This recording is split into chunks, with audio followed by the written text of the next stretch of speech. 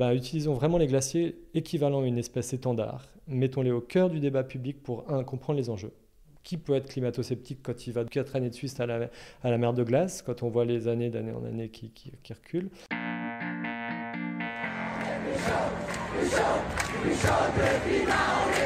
Bienvenue chez Basilic, le podcast pour changer de regard et imaginer ensemble un futur désirable.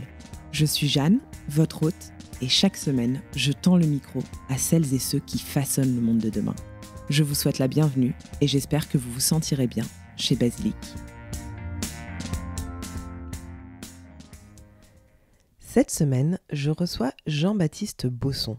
Jean-Baptiste est chargé d'expertise scientifique pour une ONG en Haute-Savoie. Il est également conférencier et membre du Conseil national pour la protection de la nature.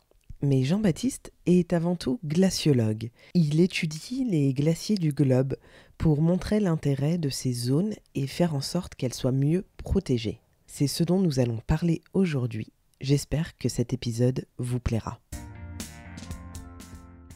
Salut JB. Salut. Je suis très contente de te recevoir aujourd'hui pour un épisode dont on avait évoqué l'idée. Pour la petite anecdote, c'est d'ailleurs ta sœur qui m'a envoyé un mail, qui est une auditrice du podcast, tout à fait, qui m'a envoyé un mail pour me présenter tes activités. Et quelques mois après, te voilà au micro. Donc, c'est toujours très chouette quand ça se fait comme ça. Alors, tu es glaciologue. Tu as la particularité de ne plus travailler dans le secteur académique. On y reviendra un petit peu plus tard. On va commencer d'abord avec des questions assez généralistes pour comprendre ce qu'est un glacier et pourquoi est-ce qu'ils sont si importants sur Terre. Avec plaisir. Pour les glaciers, il faut deux choses pour les définir. C'est le premier, c'est ce qu'on appelle une masse de glace sédimentaire. Alors, je vais essayer de ne pas être trop scientifique et trop rébarbatif, mais en gros, les glaciers, ce n'est pas un lac qui d'un coup gèle et puis s'écoule à la surface de la planète. C'est en fait l'accumulation des neiges éternelles dans les régions les plus froides, donc soit vers les pôles ou soit dans les hautes montagnes. En fait, là, on a des conditions qui sont tellement froides que la neige qui va tomber en hiver, elle va être recouverte l'année d'après par de la nouvelle neige et ainsi de suite. Et en fait, cette neige, elle va peu à peu se compacter. C'est pour ça qu'on appelle ça de la glace sédimentaire. C'est comme des couches de sédiments qui s'accumulent, sauf que là, c'est de la neige qui s'accumule et qui se compacte. Donc, c'est pas la même glace qu'il y a dans le congélateur qui regèle. C'est pas des lacs qui regèlent, donc c'est vraiment de la neige qui se transforme. Et la deuxième chose fondamentale, c'est le mouvement. En fait, au bout d'un moment, la masse, elle devient tellement épaisse et tellement lourde qu'elle va commencer à se déformer sous son propre poids. Elle a un comportement qui est visqueux, hein. C'est un peu comme, si on exagère, un peu comme du miel, qui va se déformer, s'écouler sous son propre poids. Des fois, l'écoulement, il est tellement violent, il met tellement de force en jeu que ça fracture la glace, ça fait des crevasses, ça fait des séracs. Donc voilà, les glaciers, on va les trouver partout sur Terre, là où il y a assez de neige éternelle pour qu'il y ait cette formation. Et puis ils vont s'écouler comme ça depuis les zones les plus fraîches, qu'on appelle les zones d'accumulation. C'est là où ils se forment, c'est la fabrique des glaciers en fait, là où la neige elle va s'accumuler d'année en année. Et puis cette langue elle va s'écouler, se déformer comme ça, jusqu'à atteindre des zones où il fait plus chaud. Alors ça c'est ce qu'on appelle des zones d'ablation. Ablation ça veut dire fonte. Et en fait là la neige de l'hiver elle a fondu. Il n'y a pas de suraccumulation en général dans ces zones-là. Et puis, là, pour le coup, notre masse de glace qui vient d'une zone froide, elle va arriver, par exemple, dans le massif du Mont Blanc, quasiment dans la vallée de Chamonix, où là, il fait très chaud l'été. Il peut faire très chaud l'été, comme on l'a vu ces derniers temps. Et donc là, la neige de l'hiver fond et une grande partie de la glace fond.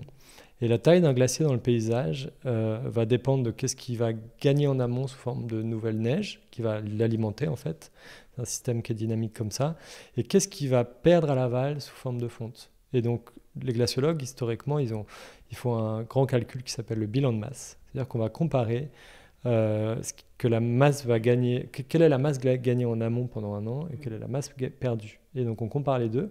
Si le bilan de masse il est positif, c'est-à-dire qu'il y a eu plus de gains en amont que de pertes en aval. Et donc, à terme, ça fait gonfler notre glacier, grandir le glacier, avancer le glacier dans l'espace.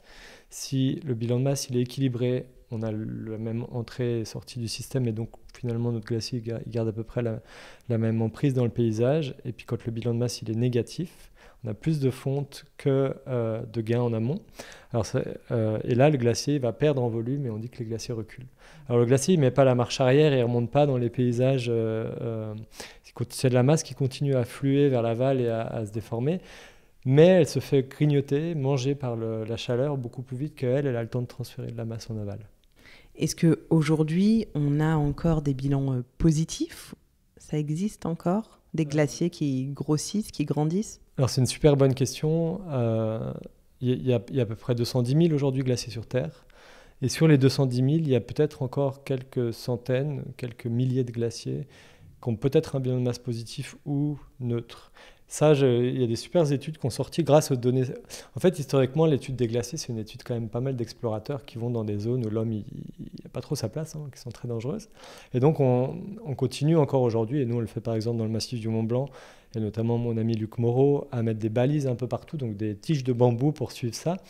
Mais aujourd'hui, il y a une révolution qu'elle est évidemment, enfin pas qu'aujourd'hui, mais qui s'accélère vraiment, qu'est l'imagerie satellitaire. Les satellites, ils nous permettent vraiment d'avoir une supervision de tout l'ensemble de la planète. Alors il faut traiter ces données et puis il faut les comparer avec le terrain. C'est pour ça qu'il ne faut pas non plus complètement arrêter le terrain. Mais grâce aux données satellitaires, on a une très bonne vision enfin globale des glaciers. Il y en a notamment un super papier qui était sorti dans Nature maintenant il y a 2 ans, qui était la première étude globale dans les 2 dernières décennies de tous les glaciers du monde et les bilans de masse, et malheureusement il y en avait très très peu qui étaient équilibrés au positif, et tout simplement c'est basique, comme j'ai dit, le glacier il va répondre, il va gagner ou perdre en volume en fonction des conditions climatiques. Dans un contexte global où il y a un réchauffement global des températures de l'air, si on tourne le thermostat, les glaçons ils disparaissent plus vite, c'est très basique. Et donc, dans un contexte global de réchauffement, l'immense majorité des glaciers sur Terre ont des bilans de masse négatifs, c'est-à-dire qu'ils perdent du volume.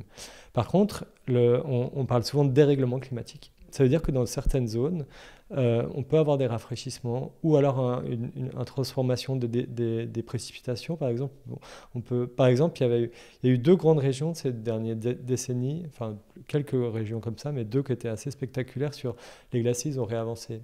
Une qui s'appelle le Karakoram, c'est le nord du Pakistan. Donc c'est en Himalaya. Et là, en fait, le dérèglement climatique a un tout petit peu déréglé le régime de mousson et qui a fait que plutôt d'avoir beaucoup de pluie en automne, on a commencé à avoir beaucoup de neige en début d'hiver. Et là, la réponse des glaciers était très rapide. C'est qu'ils étaient, en anglais, on appelle ça un surge, c'est des crues. Ils ont vraiment gonflé, ils ont vraiment avancé des fois sur des kilomètres. Et malheureusement, aujourd'hui, cet effet, il est gommé. Et puis une autre région qui était comme ça aussi, qui illustre très bien le dérèglement climatique, c'était la Nouvelle-Zélande, où en début des années 2000, les glaciers ont pas mal réavancé. Et ça, c'était lié en fait à, si je dis pas de bêtises, j'avais lu un papier là-dessus, mais qui était en gros la fonte des glaciers de l'Antarctique et des masses de la calotte polaire, en fait, refroidissait et humidifiait un petit peu les océans autour de la Nouvelle-Zélande, et faisait qu'on avait plus de précipitations en hiver et donc plus de neige. Mais malheureusement, si c'était des régions où il y avait un signal un peu positif ou équilibré les dernières décennies, aujourd'hui quasiment toutes les grandes régions du monde ont un signal que négatif, où les glaciers fondent et où malheureusement en plus ça s'accélère. Et c'est bien évidemment très triste. On va y revenir parce que les glaciers, dans l'imaginaire de beaucoup de gens, c'est quand même un peu un référentiel. Et justement, on peut observer la fonte des glaciers, ça parle beaucoup, notamment aux personnes les plus sceptiques quant au dérèglement climatique. Pourquoi est-ce que les glaciers sont aujourd'hui... pourquoi est-ce que les glaciers sont si importants ?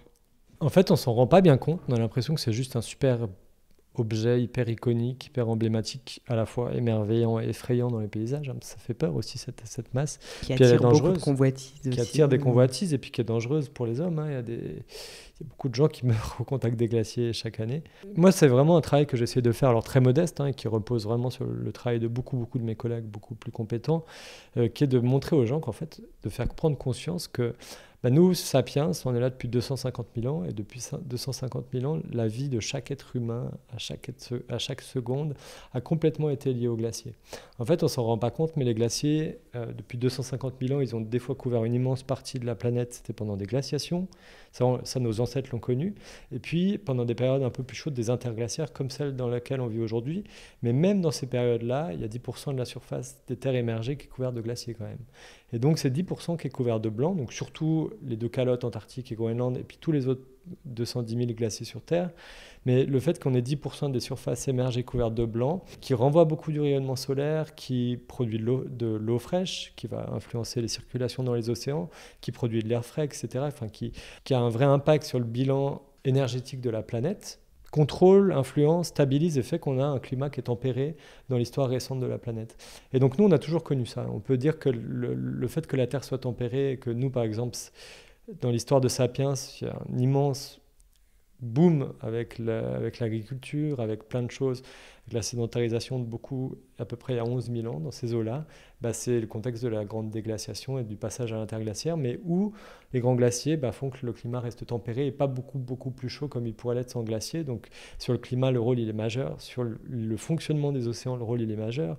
L'océan Atlantique avec ou sans les glaciers de la calotte du Groenland, ou tout au sud de l'Antarctique, c'est complètement un autre océan Atlantique avec d'autres circulations et d'autres échanges de chaleur.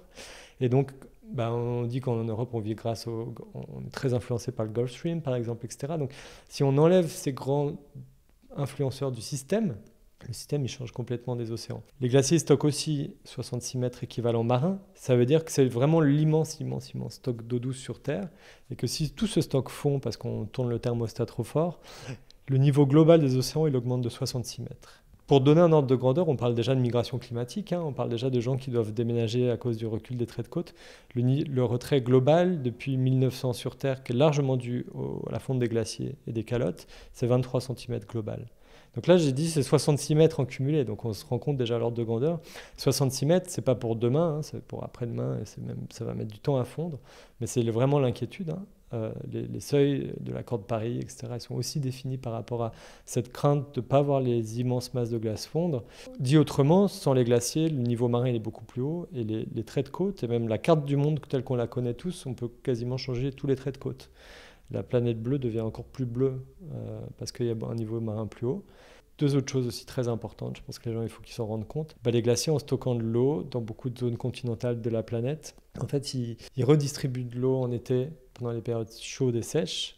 Quand, par exemple, l'été passé, on a eu vraiment des immenses alertes de sécheresse et des périodes de crise dans toutes les Alpes françaises, par exemple. Et les seuls grands bassins qui n'étaient pas en crise, c'est les bassins glaciaires. Parce que dans ce moment-là, quand il fait très chaud et très sec, là, les glaciers en fondant, ils produisent beaucoup d'eau. Et en fait, on vit dans une abondance d'eau dans beaucoup de régions du monde parce qu'on a des glaciers au-dessus de notre tête.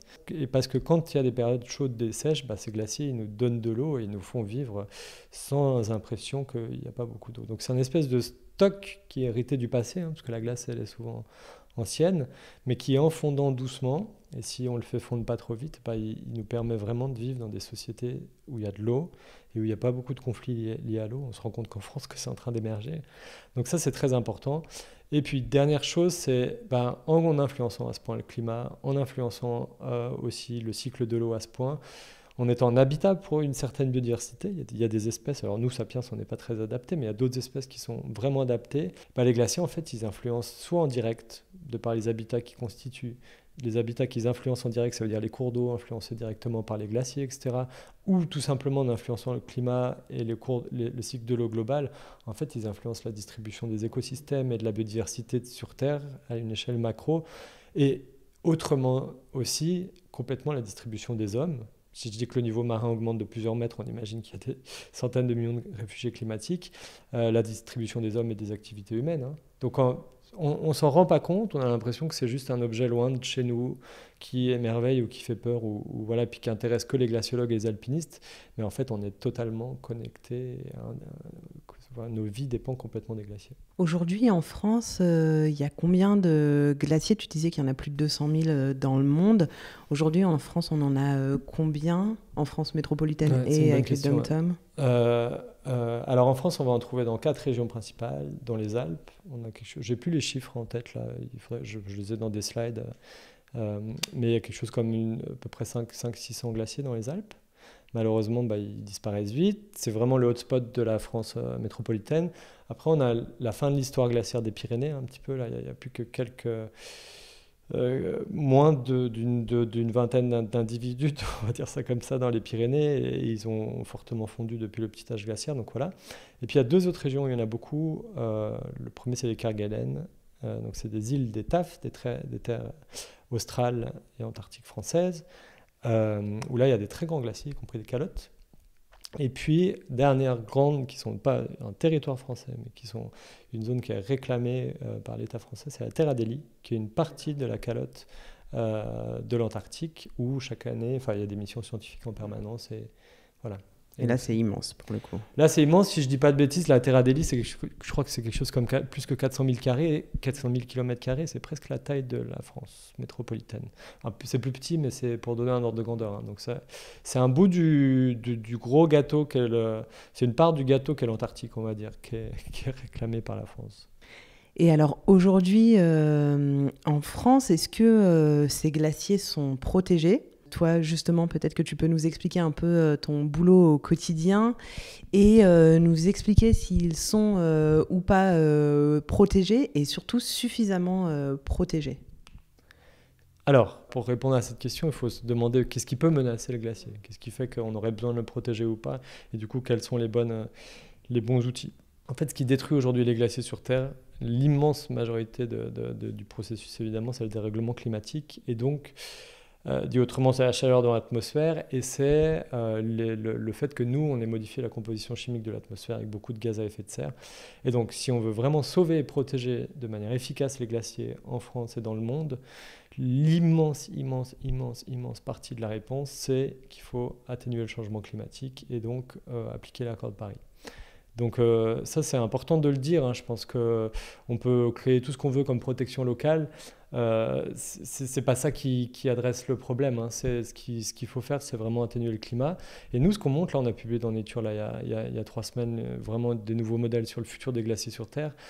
C'est que si on arrive à appliquer l'accord de Paris, alors nos amis du GIEC montrent que la fenêtre de possibilités se referme malheureusement vite, donc il faut vraiment agir maintenant à très fort niveau. Mais si on arrive encore à appliquer cet accord de Paris, je rappelle que quasiment tous les États dans le monde se sont engagés à le faire et que très peu l'appliquent, on peut vraiment sauver une immense partie des masses de glace sur Terre et que c'est vraiment encore faisable et que le moment décisif il est maintenant. Et quand on comprend l'importance des glaciers, comme j'ai dit tout à l'heure, c'est pour les générations futures, il me semble que c'est une forme d'impératif moral et en tout cas très important. Donc voilà, le premier élément de la question de cette protection des glaciers, c'est qu'il faut absolument agir sur le climat. Après, on pourra reparler de ça et je pourrais te parler de ce qui s'est passé en Suisse récemment sur la politique climatique et les glaciers. Et puis, la deuxième chose en miroir de ça, c'est qu'il n'y a pas beaucoup d'endroits sur Terre, mais il y a quelques endroits où les glaciers peuvent être détruits à l'explosif ou à la pelleteuse par les activités humaines, donc notamment par des activités minières ou alors par des domaines skiables, etc. Et donc, moi, ça me choque quand on connaît l'importance de ces glaciers qui sont des héritages communs de l'histoire de la Terre et qui nous sont si utiles collectivement. Ça me choque qu'on puisse les détruire à l'explosif ou à la pelleteuse. Donc, et là, on dit une seconde partie de la solution, à côté d'atténuer le climat, c'est de mieux protéger dans les territoires les glaciers. Et ça peut prendre plusieurs formes. Il pourrait y avoir une loi de protection de l'international jusqu'à d'autres échelles d'action, ou alors créer, comme on fait souvent dans la nature, ce qu'on appelle des aires protégées. C'est créer un parc national, créer une réserve naturelle nationale, créer un arrêté de protection d'habitat naturel, comme ça a été fait dans le Mont Blanc, etc. Et là, si tu veux, c'est répondre à la question sur limiter les impacts locaux. Alors en France, ils ne sont pas monstrueux, il n'y a pas de compagnie minière qui détruit les glaciers explosifs, mais en tout cas, c'est envoyer le message que cette zone, elle est à la nature et que c'est des écosystèmes super importants. Et nous, ce qu'on montre là et ce qu'on raconte dans ce papier dans Nature, c'est que protéger ces zones de manière forte aujourd'hui, c'est protéger aussi la nature du futur, quelle qu'elle soit. C'est une formidable action proactive pour le futur. C'est protéger les glaciers de demain, on l'espère, qui seront le plus grands possible, et on fait tout pour dire qu'il faut agir et donner des pistes d'action. Et puis, à défaut de glaciers, après les glaciers, on en parlera peut-être tout à l'heure, mais arrivent plein d'écosystèmes, des forêts, des lacs, des pelouses alpines, qui sont aussi très intéressantes, ça je pourrais expliquer tout à l'heure, et qu'il faut protéger le plus vite possible. Et donc c'est une forme de protection préemptive. Et ça c'est intéressant, et on en a désespérément besoin sur Terre. Je suis bien d'accord, on va y revenir sur la protection des glaciers, et notamment là où je voulais en venir avec le respect de l'accord de Paris, même si ça semble de plus en plus illusoire. Est-ce qu'il y a des pays qui ont été proactifs? Tu as mentionné la Suisse, qui n'ont pas attendu que tout le monde se bouge et qui ont essayé de protéger leurs glaciers. Alors, les pays qui sont vraiment à la pointe de l'action sur le climat, et en tout cas qui bougent le plus, ce qui est très intéressant, et c'est complètement lié aux glaciers, dans la communauté internationale, c'est beaucoup les pays insulaires des îles du Pacifique. Et en fait, leur destin, bien qu'ils vivent à des milliers de kilomètres de glaciers, très très loin, en fait, leur destin est totalement lié, dépend complètement du destin des glaciers. Et donc, les pays leaders, moi, par exemple, j'ai fait une COP qui était organisée par les Fidji, hébergé par l'Allemagne, donc le siège de la structure de l'ONU sur le climat, et il est à Bonn en Allemagne, et donc c'était là-bas. Donc, je n'ai pas été aux Fidji, je n'ai pas consommé beaucoup de carbone, mais c'était là-bas. Le pays hôte, c'était les Fidji quand même, qui est un des pays pas très riche quand même, très peu puissant. Et faut quand même se dire qu'en 2017, le leadership sur le climat, c'était les Fidji. C'est quand même incroyable quand on sait quand on connaît les émissions des Fidji qui sont très limitées. En fait, ils sont vulnérables et victimes, alors qu'ils sont très très très très peu coupables, contrairement à d'autres. Donc voilà, et donc déjà, je pense que c'est intéressant de le dire que les pays les plus à la pointe sont ceux qui sont indirectement le plus touchés par la fonte des glaciers. Et puis, après, sur la protection des glaciers, en fait, il y a très peu de pays où les glaciers sont considérés comme un objet de la nature intéressant. Souvent, les lois de protection de la nature ou les lois de reconnaissance de la nature, elles sont beaucoup nées du travail des biologistes, ce qui est complètement normal, ou des écologues. En fait, vu qu'il y a peu de vie sur les glaciers, et qu'elle est relativement secondaire ou peu connue, c'est pas des objets qui passionnent beaucoup d'écologues sur Terre. En tout cas, il y en a, hein, il y a des extraordinaires écologues qui travaillent dessus, mais si on regarde la masse, on va beaucoup plus travailler sur les forêts tropicales, sur les littoraux, sur les massifs coralliens, ce qui se comprend complètement, de par aussi leur importance et leur importance en termes de biodiversité ou de biomasse, mais c'est un espèce d'objet non pensé dans la conservation de la nature. Il y a des grands papiers qui sont sortis ces dernières années, les grands rapports de l'IPBES, qui est l'équivalent du GIEC pour la biodiversité, l'accord par exemple de Kunming-Montréal qui vient de sortir, qui pose le cadre pour 10 ans sur la biodiversité.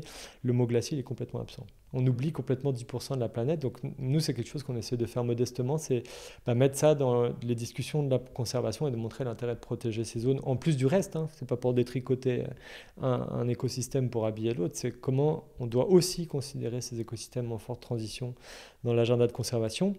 Mais donc globalement, malheureusement, c'est un objet qui est vraiment un impensé. En France, il y a un chercheur de Grenoble qui s'appelle Philippe Piolka qui a fait une étude de droit comparé pendant le Covid. Là, il avait regardé le corpus législatif en France, et il y a une seule fois le mot glacier dans tous les textes réglementaires en France, c'est incroyable. Hein, et une seule fois pour parler des prérogatives des accompagnateurs en moyenne montagne. Donc on ne parle même pas vraiment de glacier, on dit plutôt qu'est-ce qu'on doit faire les accompagnateurs. Donc c'est un objet qui est fondamental, qui influence complètement le Rhône par exemple, qui permet de refroidir les centrales nucléaires, qui permet d'irriguer et de donner à manger à beaucoup de gens dans la vallée du Rhône, etc. et de boire, mais qui est jamais dans les textes de loi. Donc quand on voit l'épaisseur du code de l'environnement, c'est quand même surprenant. Donc ça c'est quelque chose que nous on essaie d'améliorer. Et après, par contre, ce que je voulais dire, il y a quand même quelques pays dans le monde où il y a aujourd'hui des lois de protection ou d'éveil sur les glaciers. C'est une thématique qui est émergente. L'ONU vient de voter une résolution qui place 2025 comme l'année internationale de la préservation des glaciers. Donc je pense que ça remonte, la thématique elle remonte, et on se rend compte que la biosphère, le vivant en général et les enjeux du climat, etc. sont complètement liés à ceux de la cryosphère et notamment des glaciers, donc de la planète blanche on pourrait dire, et que enfin on remonte et on a envie de tout connecter les enjeux ensemble et de mettre les glaciers, souvent comme ils le sont vraiment, c'est en tête des bassins versants, et de montrer leur influence sur des milliers de kilomètres ou sur l'ensemble de la planète. Donc ça, je pense que c'est très positif, et de cette année internationale pour la préservation des glaciers va naître, j'espère, un engouement international. Moi, je rêve d'un traité international sur la protection des glaciers. Hein. Je pense qu'il faut être ambitieux pour les générations futures, et vu l'ampleur de la tâche et l'urgence de la tâche.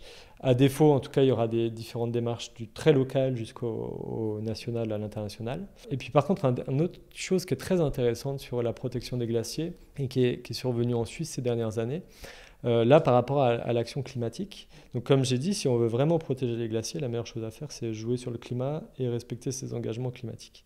Et la Suisse, comme la France, comme beaucoup de pays, ne respectait pas jusqu'à aujourd'hui ses engagements climatiques. C'est malheureusement, enfin, qu'elle s'était heureusement pour nous, mais qu'elle n'appliquait pas, engagée à mener depuis Paris. Et donc, le peuple suisse, donc moi je suis moitié suisse, on a la chance de pouvoir faire des référendums d'initiative populaire. Ça veut dire que les citoyens, quand ils pensent que l'exécutif ou le législatif ne prend pas la bonne direction, ou typiquement ne respecte pas des engagements internationaux, peut faire voter l'ensemble des citoyens pour essayer de changer la donne. Et donc en Suisse, plutôt que de faire une initiative, en fait l'entrée climat et l'entrée carbone, elle est très compliquée. Parce que souvent le monde économique se met sur ses grands chevaux, fait peur à tout le monde et dit attendez, si on respecte l'accord de Paris, vous vous rendez compte qu'on va devoir perdre des points de croissance et notre compétitivité. Et donc cette espèce de chantage économique infini fait qu'on agit peu sur le climat. Juste économiquement, perdre les glaciers, en termes de coûts, moi j'attends qu'un jour un économiste me prouve que c'est intéressant de perdre les glaciers sur Terre. Ça va coûter des milliards de milliards, l'élévation du niveau de la mer de plusieurs mètres, le fait que dans la vallée du Rhône, il n'y ait plus beaucoup moins d'eau et moins d'eau fraîche pour refroidir les centrales nucléaires, etc. etc. J'attends que les économistes qui aujourd'hui nous disent qu'on s'en fout de respecter les accords climatiques me montrent que c'est un gain économique de le faire. Évidemment non, c'est une vision ultra court-termiste où ok, on fait de la croissance et du business à très court terme, mais on donne juste la dette écologique, environnementale, climatique, tout ce qu'on veut, du manque d'eau dans les territoires aux générations futures. Et là, ce n'est pas une dette fictive, virtuelle, financière, hein, c'est une dette réelle dans les territoires que nos enfants et petits-enfants vont devoir faire face. Donc il me semble que, philosophiquement, éthiquement, c'est impossible. Et donc en Suisse, pareil, il y avait une votation sur une loi carbone il y a 2 ou 3 ans. Elle a été refusée par le peuple, justement à cause de cette peur collective qui est générée par les milieux économiques, hein, sur on ne va surtout pas respecter les engagements climatiques sur le CO2 parce que sinon on va perdre la croissance et la compétitivité suisse. Donc ça marche, la peur marche très bien pour empêcher l'humain de prendre les bonnes décisions, je crois. Et donc l'immense, je trouve, génie de mes amis suisses, de ceux qui se sont engagés sur le thème, c'est que pour avancer sur cette question du climat, ils ont choisi les glaciers. Et donc ils ont créé, depuis 2019, l'initiative pour les glaciers. Moi, dans un article juste avant 2019, alors ils ne se sont pas du tout inspirés de mes travaux, je ne pense pas qu'ils les aient lus, mais ça faisait complètement écho à ça. On disait en fait, l'homme pour agir, il a besoin de ce qu'on appelle en écologie des espèces étendards. En fait, pour protéger des grandes forêts, on préfère parler aux gens des éléphants ou du panda, ou des orang-outans. Regardez le panda du WWF. Et grâce à ce pouvoir émotionnel, sensoriel, en fait, on arrive à protéger des immenses écosystèmes, à lever des fonds et à être impactant. Par contre, si on parle d'écologie profonde avec les grands cycles, les réseaux trophiques, on perd tout le monde et on n'arrivera pas à protéger ces zones. Par contre, voilà, de rentrer. Et nous, on disait pareil, si on veut aller beaucoup plus vite et plus fort sur le climat, utilisons vraiment les glaciers équivalents à une espèce étendard. Mettons-les au cœur du débat public pour, comprendre les enjeux. Qui peut être climato-sceptique quand il va de 4 années de Suisse à la mer de glace, quand on voit les années d'année en année qui reculent. Et puis, en plus, permet d'avoir un objet commun qu'on a envie de préserver. Et donc, les Suisses ont fait cette initiative pour les glaciers en demandant au peuple de voter à une seule question. Voulez-vous, oui ou non, sauver les glaciers de la Suisse? Sachant que c'est un pays où les glaciers, ils ont une très fort caractère culturel aussi. Hein. En France, ce serait peut-être un peu plus compliqué, mais si on n'essaye pas, on ne saura pas. Et puis, économiquement aussi, la Suisse dépend, ou en tout cas, est fortement liée l'histoire de la Suisse est fortement liée aux glaciers. Donc, sur l'eau douce, sur l'hydroélectricité, sur beaucoup de choses. C'était très intéressant comment, en fait, on détourne l'enjeu sur le climat par les glaciers. La finalité de cette votation populaire, c'était juste de demander à mettre les engagements de l'accord de Paris dans la Constitution et d'être carbone neutre en 2050 dans la Constitution, ce qui est la base de l'accord de Paris. Hein. Et donc jusqu'à maintenant, la Suisse ne le faisait pas. Et de manière très intéressante, le législateur suisse s'est rendu compte que l'initiative a été signée en un temps record par beaucoup de monde. Donc ça a beaucoup... Voilà, l'entrée par l'émotionnel, par cette entrée sensible des glaciers, elle a vraiment intéressé les gens. Du coup, le politique, il s'est mis au diapason. Ils ont voté une loi avant même que le peuple vote, qui adoptait les recommandations dans une loi, avant même qu'on change la Constitution. Donc c'était un gain. Évidemment, certains partis pro-business et surtout l'extrême droite suisse a essayé de contester ça. Moi, je trouve ça assez incroyable. J'attends. J'ai encore pas compris leurs arguments, comment ils peuvent accepter de perdre les glaciers qui sont la richesse culturelle et une partie de la richesse économique suisse. Mais voilà, c'était un grand écart énorme. Et du coup, il y a eu le vote ce printemps-là et on a gagné haut la main ce vote contre la peur, contre. Et donc, grâce à l'initiative pour les glaciers en Suisse, maintenant, dans la Constitution suisse, il y a l'engagement de Paris inscrit tout en haut et qui est le cadre des politiques nationales et d'une nouvelle vraie ambition nationale. Et donc, dit autrement, c'est comment les glaciers ont transformé des grandes promesses qui n'étaient pas tenues sur le climat, mais comme on a partout malheureusement, et ben grâce aux glaciers en Suisse, qu'on va les transformer en actions très concrètes, quantifiées et puis un peu ambitieuses. Espérons qu'en France, on arrive à la même chose, parce qu'on a déjà été condamné plusieurs fois quand même, donc ce serait pas mal. Tu le disais tout à l'heure, la fonte des glaciers, notamment, va faire naître de nouveaux écosystèmes. C'est notamment l'objet de l'article que vous avez publié dans la revue Nature récemment. Je mettrai le lien dans la barre de description. Est-ce que tu peux nous en dire un petit peu plus sur ces écosystèmes? Comment est-ce que vous les avez observés? Quel type de vie est-ce qu'on y trouve? Voilà, pour imaginer aussi, j'allais dire l'après, mais en fait, c'est pas l'après, c'est aussi maintenant, mais pour imaginer aussi le futur. Avec plaisir, hein, moi, c'est des territoires. Donc moi, je travaille là-dessus tout le temps, hein, mais je suis beaucoup derrière un bureau. Et par contre, c'est mes lieux d'évasion mentale en permanence et des fois véritables sur le terrain. Si on doit schématiser le retrait glaciaire, il est global sur Terre, où il est important depuis 1850-1900 et en gros depuis la période industrielle. Et ce que nous disent vraiment les rapports du GIEC, c'est que rien n'explique dans la nature qu'on devrait vivre ce réchauffement. Le volcanisme, l'activité solaire, les variations d'orbitas, etc. Rien, la tectonique, enfin bref, des différentes choses. Aucun facteur naturel ne peut expliquer le réchauffement qu'on vit depuis la période industrielle. Et donc, ce réchauffement qui est que de 1,1 degré, mais qui a induit un retrait glaciaire colossal sur Terre, parce que c'est vraiment des objets hypersensibles, il est déjà actif depuis 1900 à échelle globale. Et donc, on a déjà... quand on se balade sur le terrain ou quand on va sur Google Earth, c'est un super moyen pour visiter la planète. En tout cas moi j'ai fait beaucoup de voyages sur Google Earth. En fait, il y a déjà beaucoup d'écosystèmes comme nous on a appelé post-glaciaires, donc qui se forment juste après le retrait des glaciers, qui se sont déjà formés sur Terre. Seulement, il n'y a pas eu beaucoup encore d'études synthétiques globales, et puis pas grand monde, alors je n'ai jamais vu le chiffre, je serais curieux de l'avoir si quelqu'un l'a, arrive à quantifier quelle est la surface qui a émergé du retrait glaciaire depuis finalement ce réchauffement anthropique. Donc ça, c'est une question qui serait adressée plus tard, je pense, dans les prochaines années par la science. Mais nous, on s'est posé la question sur la suite, c'est avec des modèles, comment vont réagir tous les glaciers de la planète en termes d'évolution des volumes et des surfaces. Donc, qu'est-ce qui va rester demain des surfaces glaciaires et qu'est-ce qui peut succéder aux glaciers? Et donc là, nous, on a fait des modèles. C'est Matthias Huss, qui est un Suisse qui est basé à Zurich notamment, qui est aujourd'hui un des meilleurs glaciologues modélisateurs au monde, qui travaille beaucoup pour le GIEC par exemple, et donc qui produit ces modèles sur d'une part la réponse des glaciers aux signal climatique futur, en gros quel scénario du GIEC, quelle surface glaciaire sur Terre, donc vraiment de l'échelle du glacier à toute la planète. Et puis il fait aussi quelque chose qui est vraiment fascinant avec d'autres, c'est qu'il modélise la topographie sous les glaciers. Ça veut dire qu'on arrive à deviner est-ce que demain, donc c'est des modèles qu'il faut prendre avec précaution évidemment, et puis voilà, c'est vraiment du gros grain comme ça, on va dire, mais on arrive comme ça à anticiper si demain ce qui va apparaître, par exemple dans les régions polaires, c'est plutôt des fjords et des écosystèmes marins ou sous-marins. Est-ce que dans nos montagnes, c'est plutôt des zones surcreusées, des cavités qui seront des lacs demain ou des zones humides, ou est-ce que c'est plutôt des zones soit planes de montagne, soit méga raides qui seront demain des parois rocheuses? Et donc on a vraiment fait cet exercice et c'est ça qu'on raconte dans Nature. Et donc quel type d'écosystème succède aux glaciers? Le plus commun, et évidemment ce qu'on montre aussi dans l'avenir, c'est près de 80% de ce qui va émerger, c'est du terrestre. Et du terrestre, ça peut aller de ce qu'on appelle les déserts froids de très haute montagne et ou de très haute latitude.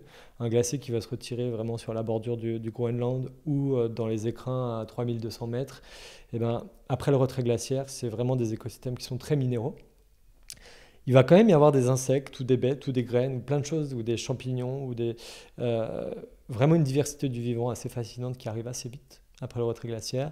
Mais c'est des zones où les processus écologiques, il faut s'imaginer qu'on est sous la neige pendant très longtemps, qu'il y a peu d'énergie. Finalement, le rayonnement solaire est très limité sur le sol. On a peu de matière, on a peu de nutriments qui vont enrichir les sols et booster les cycles biologiques, etc. Donc c'est ce qu'on appelle un peu des déserts froids, mais qui sont très intéressants.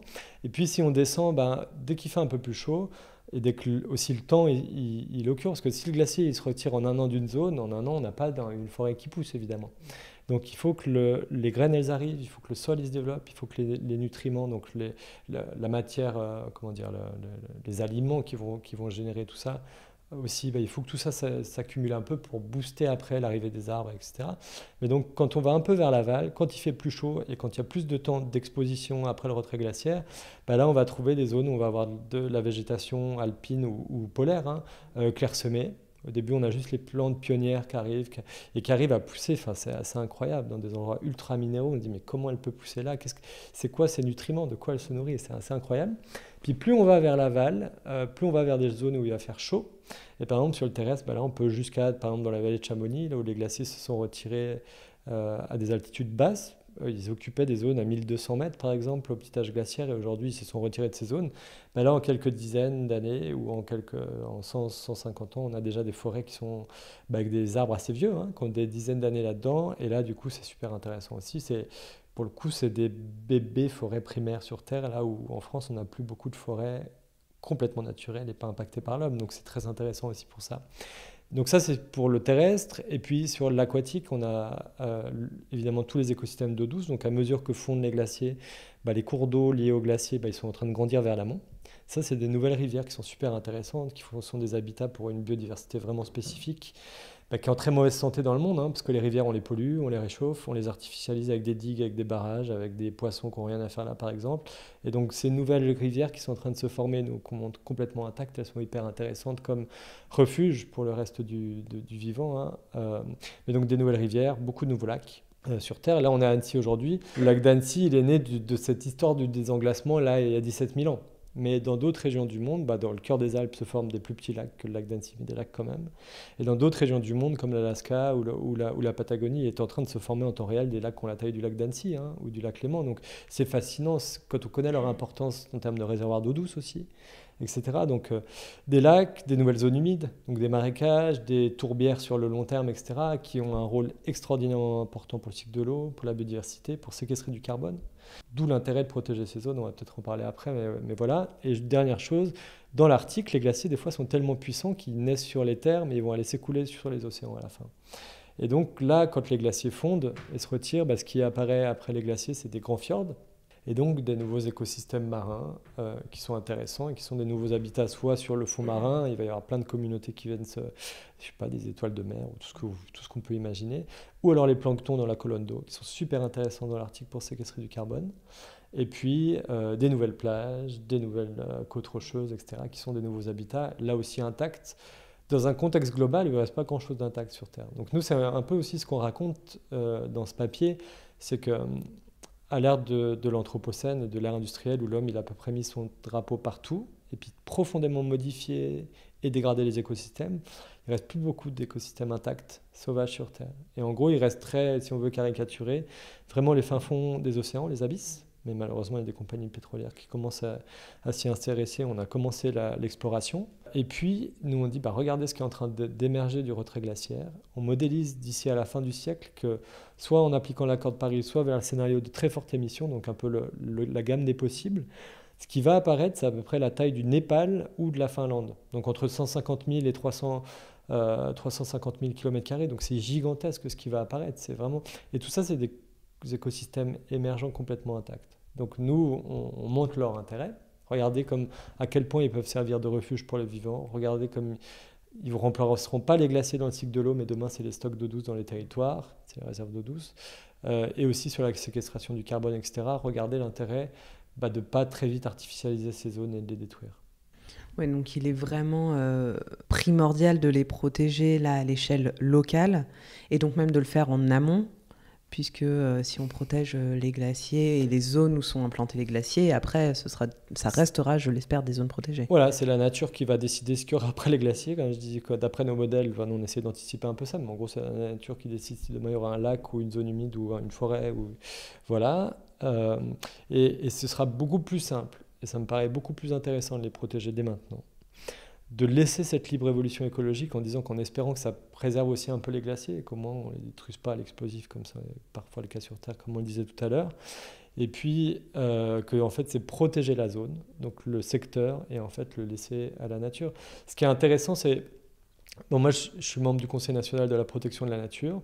Il y a une stratégie nationale de création de zones protégées, il y a une stratégie maintenant internationale de création d'aires protégées. C'est l'accord de Kunming-Montréal qui a été signé en 2022 à Montréal, et qui est le fameux, peut-être vous en avez entendu parler, j'espère, ou sinon malheureusement on communique très mal, mais c'est le fameux 30-30, que 30% de la planète soit protégée d'ici 2030. C'est un défi qui est colossal, mais qui n'est pas un défi pour le plaisir, hein. C'est pas pour faire plaisir aux écolos ou à des Amish, c'est juste pour que la Terre elle reste vivable et que les grands cycles y soient possibles, hein. C'est rien d'autre que ça, et qu'on ait de l'eau demain dans les territoires ou que le climat se réchauffe pas trop fort. Et ben, on a beaucoup de peine dans tous les niveaux à créer des aires protégées, parce que du moment que l'homme est là d'une manière ou d'une autre, il y a des intérêts économiques, il y a des lobbies qui se comprennent, hein. On est tous partie prenante d'une certaine manière, mais on pense peu au commun. On a vraiment de la peine à penser au commun et aux générations futures. Et là, les intérêts égoïstes à court terme, complètement humains, hein, qu'on a tous, priment largement sur une vision du commun et de préserver une terre vivable pour la biodiversité, pour l'ensemble du vivant et pour les générations futures. Nous, ce qu'on montre sur ces zones, et je pense que c'est ça qui est intéressant et qui fait entre guillemets que c'est un coup facile, c'est qu'il y a peu ou pas d'acteurs pour l'instant sur ces zones. Donc c'est ça qui est fascinant, c'est que il y a peu de gens. Voilà, il y a les alpinistes. Souvent, quand on leur explique qu'ils sont fascinés par ces zones, ils comprennent complètement l'intérêt de les protéger. Encore tout à l'heure, j'étais au téléphone avec le vice-président de la compagnie de l'association française des guides de haute montagne. Ils trouvent ça super intéressant. Voilà, ils sont sensibles à ça. Donc il y a peu de gens, et les gens qui fréquentent ces lieux, si on les sensibilise un peu, souvent ils comprennent complètement l'enjeu de protéger ces zones de très haute naturalité, d'émerveillement et de connexion avec la nature. Donc politiquement, ce n'est pas un coup très compliqué où on va vers une micro-guerre civile locale, je crois. Et de manière très intéressante aussi, c'est des zones qui sont des zones souvent communales ou communautaires sur Terre. Donc c'est-à-dire que le foncier, il est public. En fait, vu que c'était des zones un peu incultes ou impropres à faire du business, quand on ne peut pas faire, on laisse au public. Et donc, nous, on dit c'est une chance. Regardez ces zones, et on le dit dans le papier, c'est des biens communs, parce que c'est des communs de la communauté sur le fond du foncier public. Est-ce qu'on n'aurait pas un grand coup assez facile d'essayer de les préserver? Et puis, dernier truc, c'est que l'homme, on parle beaucoup de renoncement, de laisser plus de place à la nature, et des fois, c'est dur pour l'homme on a grandi dans un monde de croissance, on veut toujours plus, et renoncer, c'est difficile, mais on sait qu'on ne va pas avoir le choix, on parle de plus en plus de sobriété, etc. Ce qui est très intéressant pour ces zones, c'est que depuis 250 000 ans, on est là. Elles ont quasiment toujours été couvertes de glaciers tels qu'aujourd'hui. Les glaciers ont été à peine plus petits il y a quelques milliers d'années, par exemple, ou à quelques petits épisodes comme ça, mais à peine plus petits qu'aujourd'hui. Et nous, ce qu'on montre dans nos modèles, c'est que ce qui va apparaître là dans les prochaines décennies, c'est en partie complètement inédit. Ça n'a jamais apparu depuis très longtemps sur Terre. Et donc, dit autrement, c'est des zones qui ont toujours été sauvages. Où là, l'homme, on ne doit pas renoncer à nous, à y être, à nos activités. C'est des zones qui ont toujours appartenu aux glaciers, à la nature et voilà, aux vivants en général. Donc là aussi, ce n'est pas une immense perte. Au contraire, symbolique, qu'est-ce qu'on pourrait faire de plus beau que de laisser des zones vraiment aujourd'hui à la nature, aujourd'hui, là où elle a toujours été? Moi, je te rejoins, je trouve que c'est magnifique, mais j'ai quand même une petite appréhension parce que l'homme a quand même toujours envie d'être présent là où il n'est pas, tu vois, et la preuve avec les fonds marins, les abysses, où c'était clairement pas un sujet il y a quelques dizaines d'années. Et voilà, et tu disais, il faut que ça devienne emblématique, les glaciers, il faut vraiment qu'on arrive à en faire presque un totem qu'on pourrait brandir comme ça. Mais si on n'y parvient pas, moi je crains vraiment que l'homme ne prenne possession de ces endroits, ces nouveaux habitats, ces nouvelles forêts primaires, etc. Alors d'où l'intérêt de, produire la connaissance qui documente ça, et puis deux, d'engager collectivement la société, de créer un consensus, de créer une coalition globale. Donc nous, par exemple, le projet qu'on développe, dans lequel tout ce que je raconte aujourd'hui est lié, mon travail est connecté à ça, c'est quelque chose qu'on développe au Conservatoire d'espaces naturels de Haute-Savoie avec beaucoup de partenaires, qui s'appelle Ice and Life, qui vise à mieux connaître ces zones glaciaires et post-glaciaires, et surtout à mieux les protéger et à accompagner les territoires dans la protection.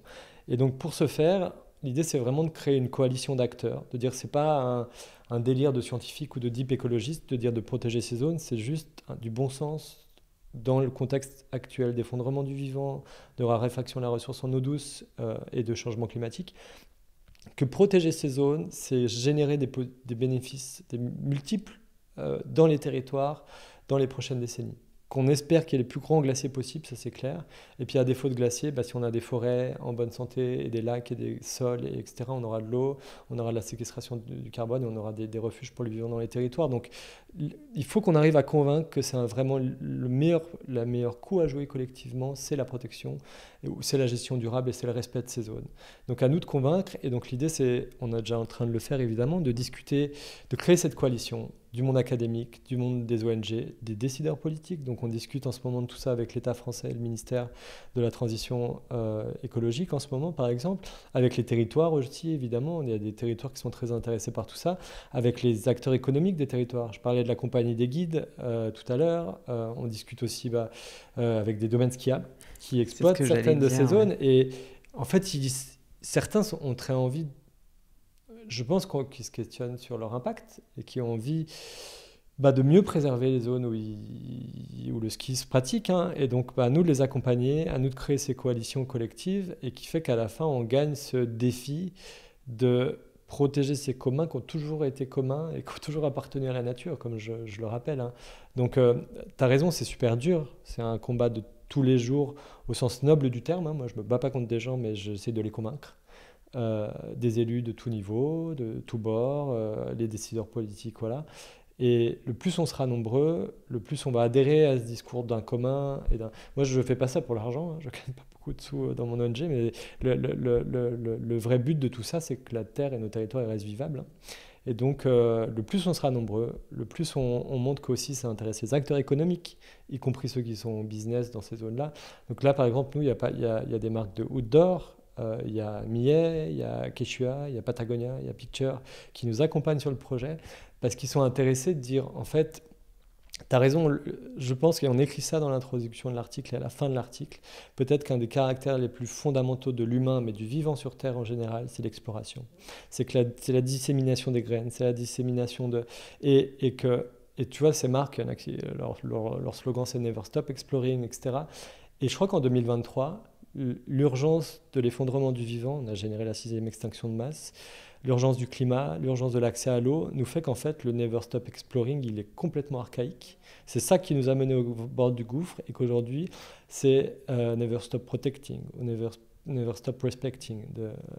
Et donc, on doit vraiment nous transformer ça en un rêve infini d'exploration humaine, d'aller mettre le drapeau de tel pays ou de telle compagnie ou de telle cause à un endroit donné, au contraire dire mais laissons ça à la nature, et si on laisse ça à la nature et qu'on a une nature qui est fonctionnelle sur Terre et des territoires qui sont occupés par l'homme durablement et intelligemment, et la Terre elle est beaucoup plus vivable et durable que si on continue sans aucune vision long terme et tout en sachant qu'on va droit dans le mur à explorer, à exploiter tout ça. Donc c'est un récit à créer collectivement et je pense qu'avec Basilic tu y contribues et le plus on est nombreux à tirer ce fil de ce récit, le plus il va être impactant et il sera écouté à différents niveaux.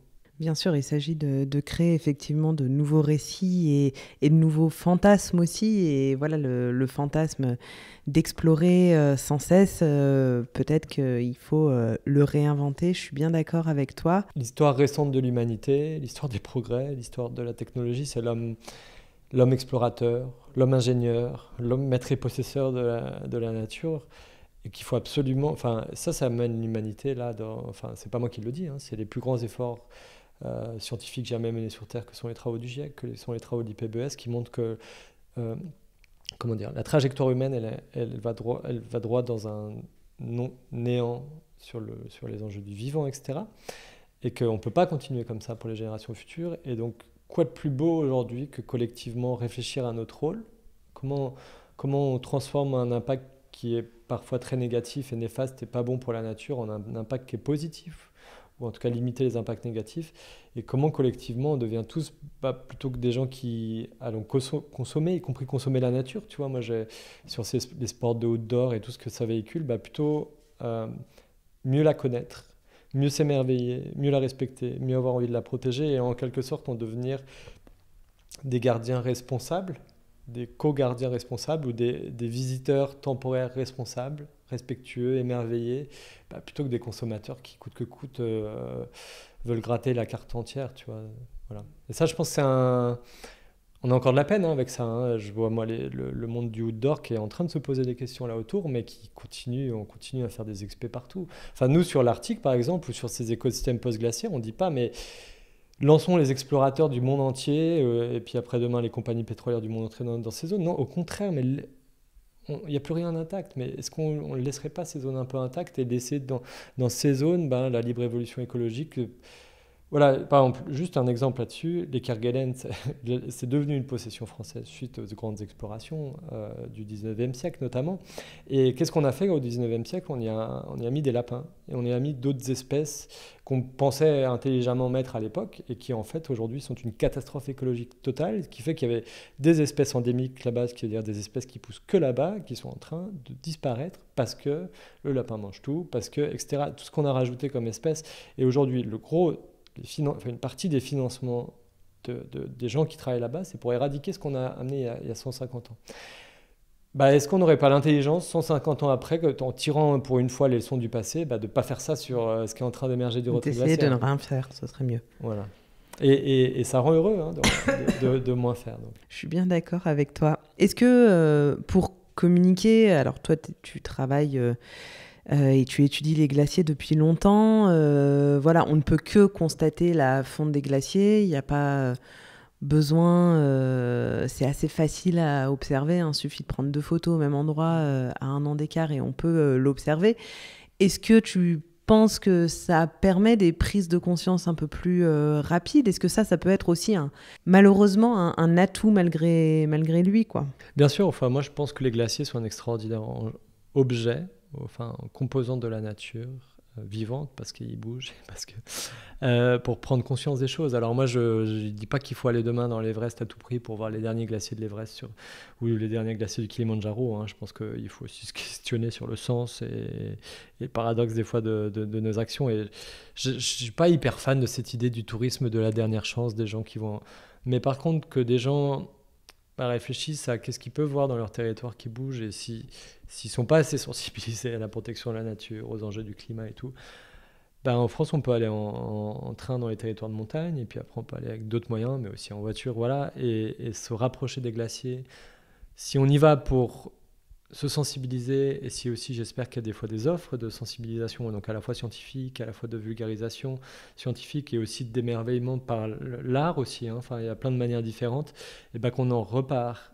Et puis aussi dans le silence, je pense allons vivre dans ces lieux, allons toucher le glacier, connectons-nous avec ces lieux, et si on en repart avec une folle envie d'agir pour ces lieux, moi j'en suis trop content, tu vois, et je pense qu'en tout cas moi c'est ce qui a marqué dans ma vie et qui m'a donné envie de dédier ma vie à ce combat, donc...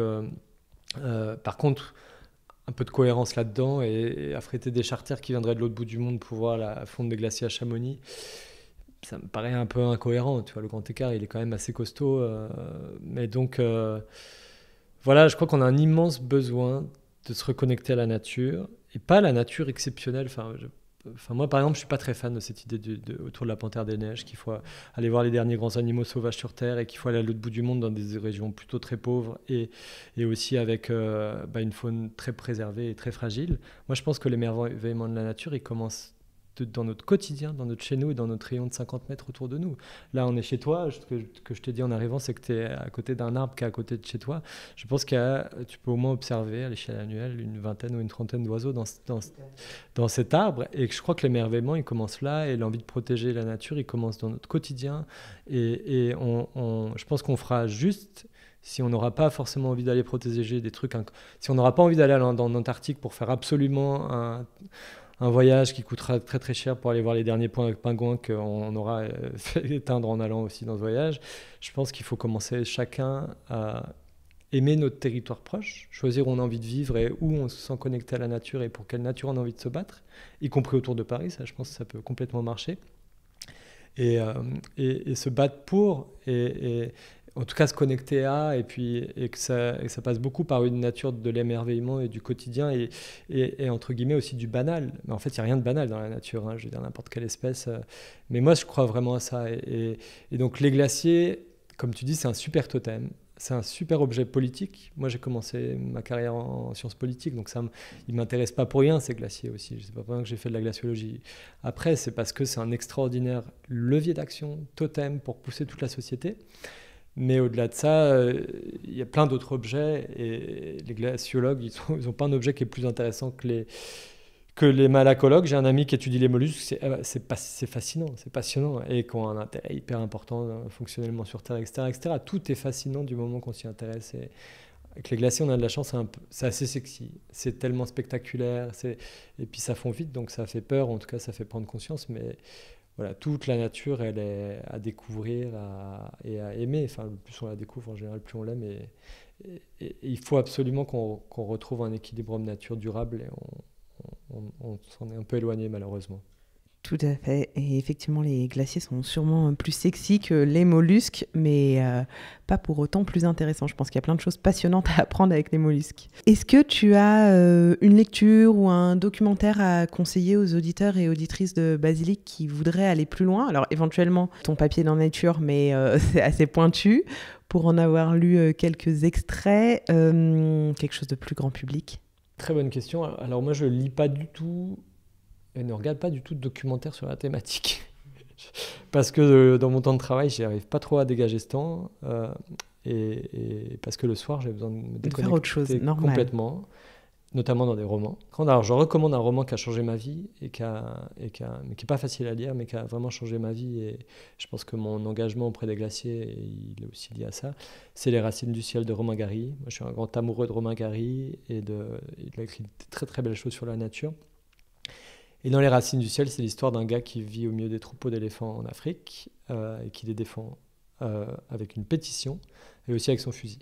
Et assez fascinant le parcours de cet homme, le rapport à la nature. C'est un prix Goncourt, donc c'est quand même un grand roman. Après, c'est pas très facile à lire, je trouve, sur le style.